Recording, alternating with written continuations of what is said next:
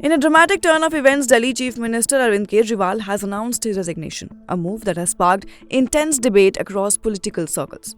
Now, depending upon one's political stance, this announcement is either a courageous stand or a strategic game plan aimed at revitalizing his image amidst ongoing corruption allegations.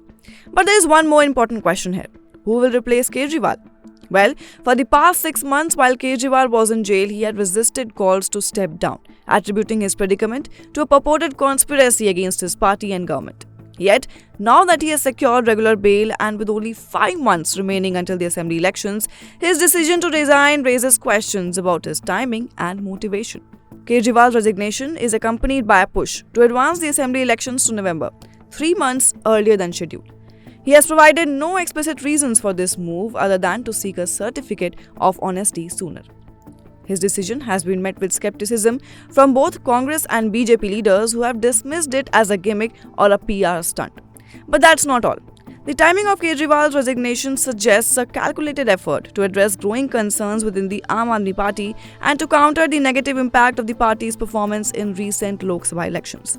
Known for his rhetorical flair, Kejriwal appears to be trying to reshape his narrative and restore voter confidence in Aam Aadmi Party's anti-corruption message. Now, despite securing bail in the Delhi excise policy case, Kejriwal faces restrictions imposed by the Supreme Court, which further prevent him from signing official documents or visiting his office, reducing his role to a symbolic figurehead.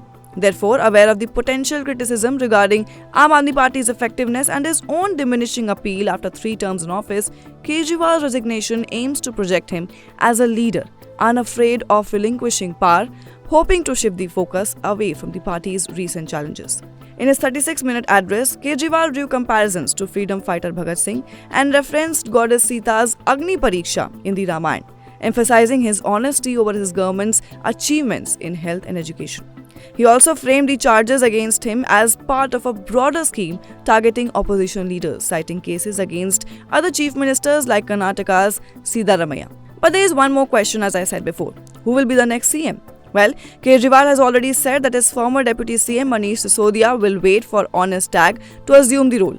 And in that case, Delhi Minister Atishi becomes the key contender for the top post. It is being speculated that Atishi will be given the charge until the polls are held next year. Now, as the political landscape shifts, all eyes will be on how Kejriwal's strategy unfolds and whether it will succeed in regaining public trust and altering the current narrative.